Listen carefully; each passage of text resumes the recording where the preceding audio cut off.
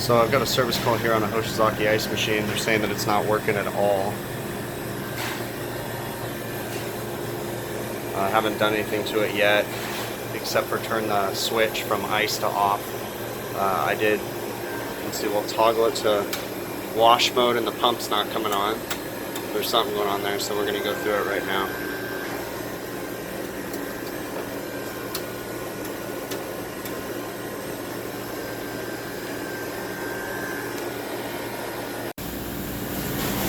So this is going to be kind of a hard one. What I actually found was I could see that the customer was in here trying to fix it themselves, because when we got here this valve was in the open position. It needs to be in the closed, so I closed it and then nothing happened. So then I went to this fuse right here and I tested the fuse and the fuse was good, but what I noticed was it looked like they pulled this out without turning it, and they turned it off. The little tabs that are on here, you see right there, were not bent in the right position. They were like flat, so when I tried to push it back into here, it wouldn't grab and it wouldn't stay closed. It's like right there. So now the machine's running, but I still haven't found out why it stopped working. So we're gonna have to watch some cycles and see what happens. But now I turned it on and it's filling with water. And then I turned it to the wash mode and the water pump turned on, so that's a good sign. So now we're just going to watch a cycle and see what happens. So I've gauged up, and what I'm doing is I'm waiting for the water pump to turn on. It's in a harvest cycle right now. As soon as the water pump turns on, we're going to start a timer. And we're going to time the ice cycle, and at the 5-minute mark, we're going to write down the pressure readings, because Hoshizaki wants you to record the pressures. So it just did it right now. Water pump just turned on. So we're going to hit start. And once that hits 5 minutes, we're going to verify the pressures to the Hoshizaki tech specs book and see if they're accurate. Okay, so we are at the 5-minute mark and we're running 390 head pressure and 63 back pressure. We're 105 degrees, so if you go over to the right of the chart, it says we should be running 309 and 55 back. We have about 85 degree water coming into the building right now.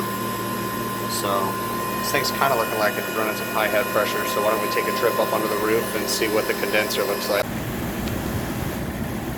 The condenser doesn't look too bad, but we're going to give it a wash just because it's so hot out here. Condenser fan motors are both running, but I can't see light from here through the condenser, so we're going to turn this guy off and give it a good wash. See what that does to the head pressure. Probably doesn't show up on camera very well, but you can see through the condenser now. It's a little bit easier. See light in different ways. So yeah, just give it a nice little rinse. We'll rinse a little bit more. Okay, this is the second time around after I cleaned the condenser, and those are much better pressures. So 59 over 296. And if we go to the bottom right hand corner for 100 degrees, let's see, 309 and 55 is what we should be running, so that's more like it. So my assumption is I'm going to watch this thing make a batch of ice and cycle, or time the cycle, but I have a feeling that this thing went off on high head pressure, and then they came over here to start playing with it and disassembled that fuse assembly and turned that water valve off. And then once they broke the fuse assembly, it wouldn't work anymore, because there's no audible safety alerts on the machine right now. So yeah, we're just gonna watch it cycle. So I'm waiting for the ice machine to make ice, and what I'm doing, I've explained it in other videos, is I'm timing the cycle. What's gonna happen is I started it when the water pump turned on after the last harvest. That's the start of the freeze cycle. And then I'm going to hit the lap button when it goes into defrost or harvest. And then when it's all done, I'll hit the stop button. And what that'll do is that'll tell me exactly how long the total cycle, including freeze and harvest, was. And then also, when I hit the lap button, I showed myself how long the harvest cycle was. So that way I can get a full big picture as to how this machine operates. Then I'll be able to compare those to the run times in the tech spec book. And then also, I've got pans inside the machine to catch the ice, so we can do a production check, of which I'll show you guys how to do in a minute too.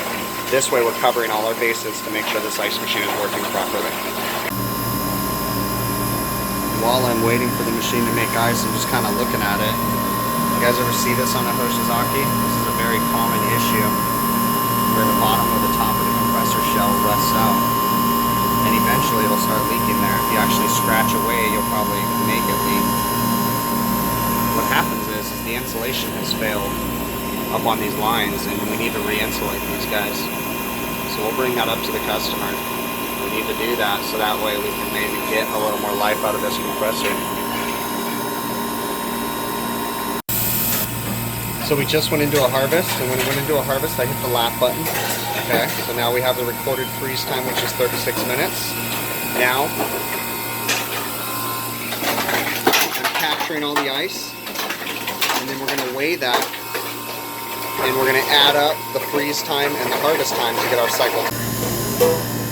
So after the freeze cycle, as soon as the harvest cycle's done, I hit lap one more time, okay? And then now we have a total cycle time of 40 minutes.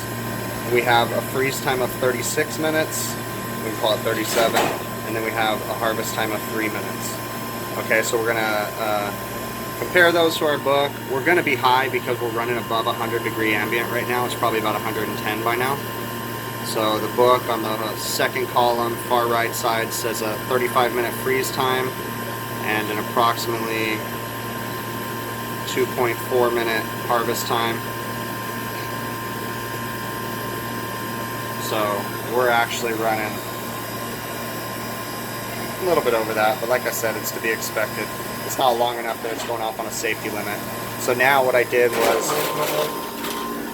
I captured all the ice. We're going to combine them into a pan, we're going to weigh it, and then we're going to do a performance production calculation. Got it sitting on my scale. So we're going to call it 31 pounds because there's a couple ice cubes left in there. So we'll call it a 31 pound. And then we got to subtract the weight of that container. Okay, so here's what we got. I weighed 31 pounds in the bucket that I collected the ice in.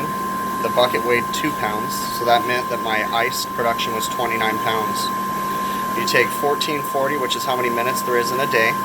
You divide that by the cycle time, and that tells you that you get 36 cycles per day. Then you take 36 cycles per day and you multiply it by your batch weight of 29 pounds, equals 1,044 pounds per day of ice. And then now we're going to compare that. Understand it will not always equal this number exactly, but you want it to be relatively close. So we have 90-degree water temperature, and we're over 100 degrees outside. So our production should be at or close to 1,075 pounds. And we're producing 1,044 pounds. That's right on the money. I have no problem with that. Now remember, because it's over 110 degrees outside, these numbers are going to be a little skewed and you're going to go lower because that's off their scale. But our pressures are relatively close to what they say right here. Our cycle times are relatively close, and our production test is relatively close. So this machine is doing everything it can. Okay, so to recap, we had a service call on an ice machine not working. When I arrived, what I found was that the machine was not on at all. It was a little bit warm inside, kind of like maybe there was a crankcase heater or something like that energized, but other than that, nothing. I went ahead and flipped it into the wash position, the power switch, and the water pump didn't come on, so I started to investigate.